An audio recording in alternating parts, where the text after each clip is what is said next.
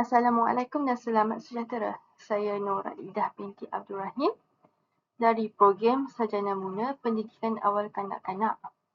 Saya merupakan pelajar dari OUM Ipoh Perak.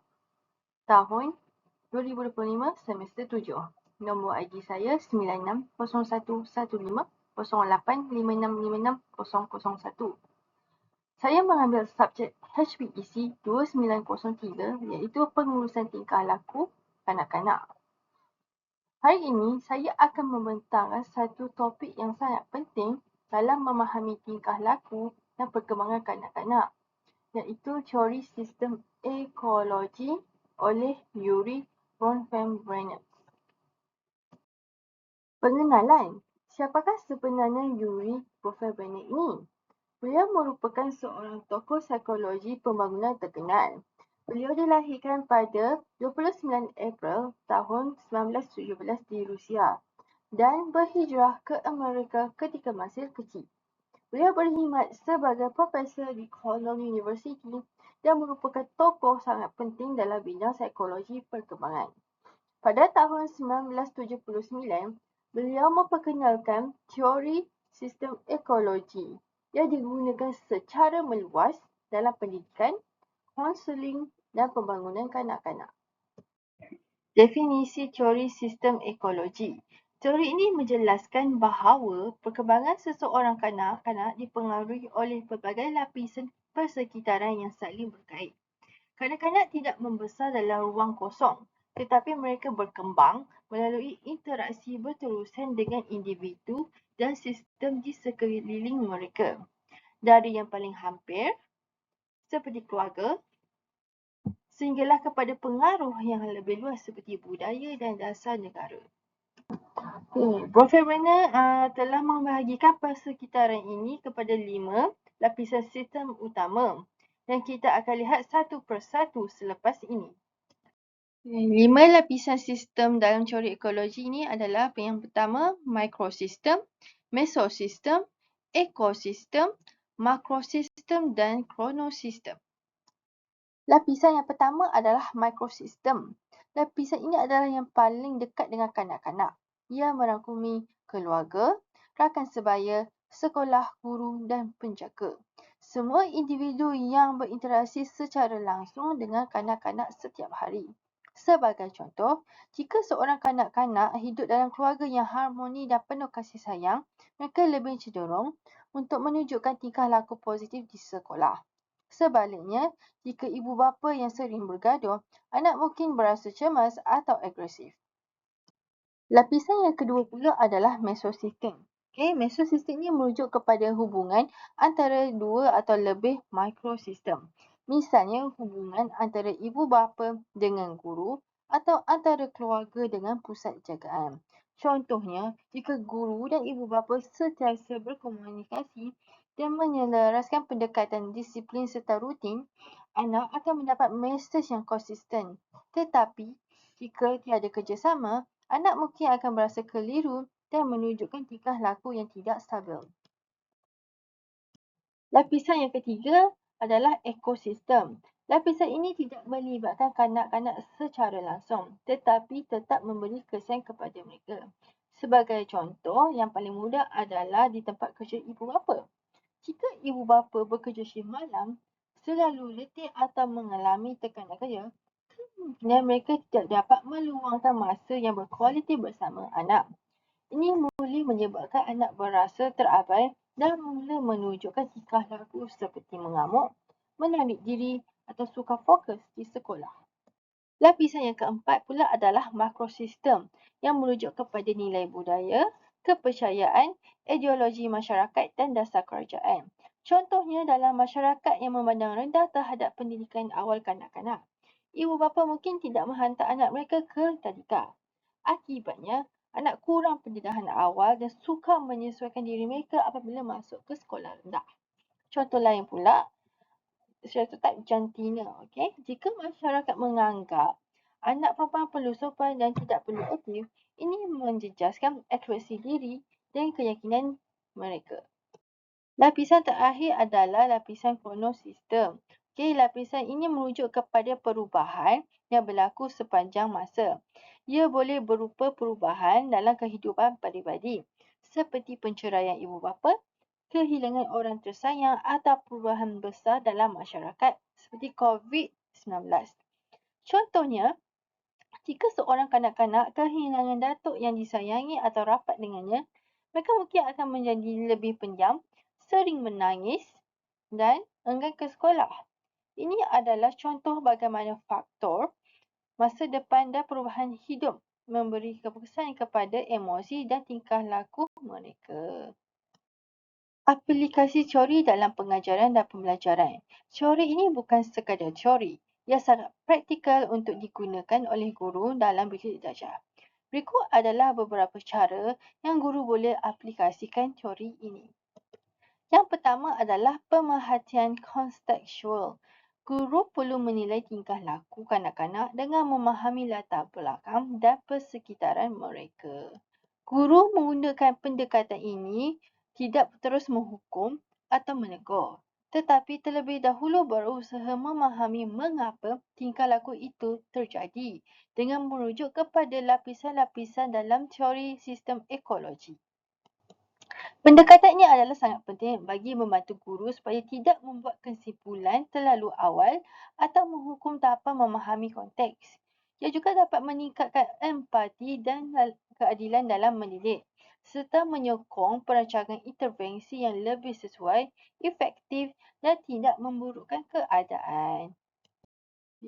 Contoh pertama adalah murid sering marah atau menjerit dan membaling barang apabila diminta berkongsi mainan. Guru menjalankan pemerhatian dan bertanya kepada ibu bapa. Didapati ibu bapa sering bertekar di rumah. Anak pula jarang berinteraksi dengan rakan sebaya di luar sekolah dan tiada sokongan emosi di rumah kerana ibu bapa sibuk bekerja.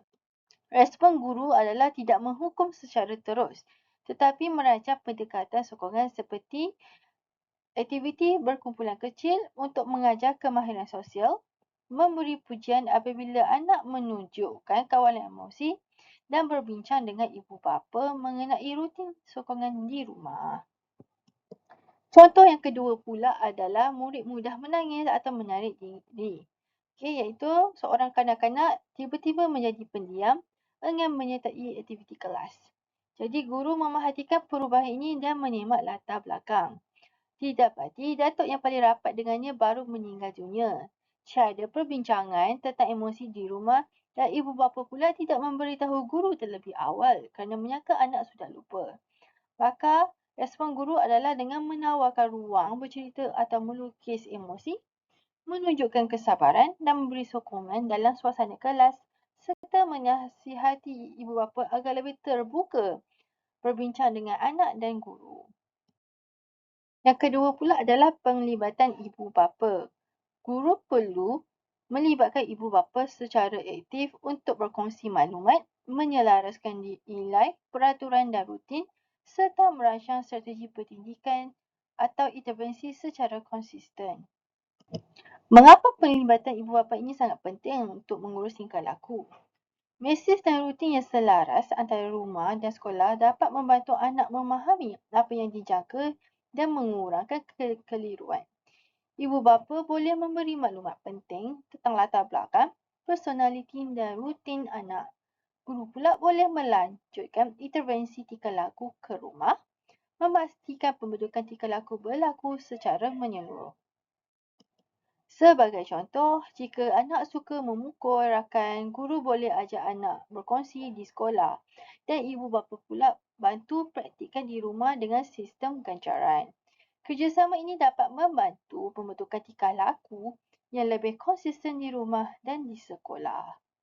Impaknya, anak akan mula memahami konsep bergilir dan menjadi lebih sabar serta tingkah laku agresif akan lebih menurun. Yang ketiga pula adalah menyediakan persekitaran selamat dan responsif yang bermaksud suasana pembelajaran sekolah yang menyokong emosi kanak-kanak, memberi rasa dihargai dan dilindungi dan bertindak balas secara sesuai, empatik dan fleksibel terhadap perubahan atau cabaran dalam kehidupan anak. Menurut Bronfenbrenner, tingkah laku kanak-kanak tidak boleh dinilai dalam vacuum, tetapi perlu dilihat dalam konteks sistem seperti ekosistem iaitu tekanan keluarga atau kronosistem perubahan besar dalam hidup. Mengapa ini sangat penting? Kerana kanak-kanak masih belum mampu mengungkapkan emosi mereka dengan berkata-kata. Mereka biasanya meluah melalui tingkah laku. Jika mereka berasa tiada sokongan ataupun tidak berasa selamat, tingkah laku negatif akan muncul, iaitu seperti mengamuk, menarik diri atau menentang. Contohnya adalah seperti tekanan keluarga kerana kewangan. Okey, seorang murid mengganggu rakan ataupun susah duduk diam dan menolak arahan. Guru mendapati melalui ibu bahawa keluarga sedang alami tekanan kewangan. Ayah pula hilang pekerjaan. Ibu bekerja 2 shift. Maka respon guru adalah tidak label murid itu sebagai nakal ataupun degil. Malah menetapkan rutin kelas yang tetap dan stabil. Seperti lagu pembukaan ataupun aktiviti berkumpulan kecil. Guru akan memberikan pujian setiap kali murid menunjukkan usaha kawal diri serta menyediakan ruang tenang iaitu panggil calm corner untuk anak menenangkan diri. Impak daripada ini adalah kanak-kanak akan berasa lebih stabil dan menunjukkan peningkatan dalam kawalan emosi.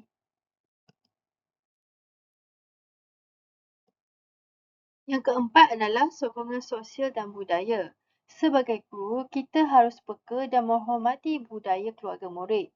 Tapi dalam masa yang sama, kita boleh perlahan-lahan memperkenalkan nilai-nilai positif berdasarkan ilmu perkembangan kanak-kanak. Mengapa ini sangat penting dalam mengurus tingkah laku? Kerana nilai masyarakat boleh mempengaruhi cara ibu bapa menangani tingkah laku. Contohnya seperti menegur secara kasar, melabelkan anak sebagai nakal ataupun malas, tidak menerima kelainan perkembangan seperti hyperaktif ataupun autism. Jika guru tidak peka terhadap budaya, intervensi tidak akan terjadi ataupun efektif kerana bercanggah dengan kepercayaan keluarga. Namun, jika guru menghormati budaya sambil memberi pendidikan berdasarkan ilmu perkembangan, perubahan yang positif boleh berlaku. Contohnya seperti anak hyperaktif dan ibu bapa tidak boleh terima. Okey, jadi seorang murid ni berumur 5 tahun yang sangat aktif lah. Maksudnya suka duduk diam dan mudah terganggu dan suka bercakap sendiri. Ibu bapanya menganggap anak mereka degil dan memalukan, malah enggan berbincang dengan guru.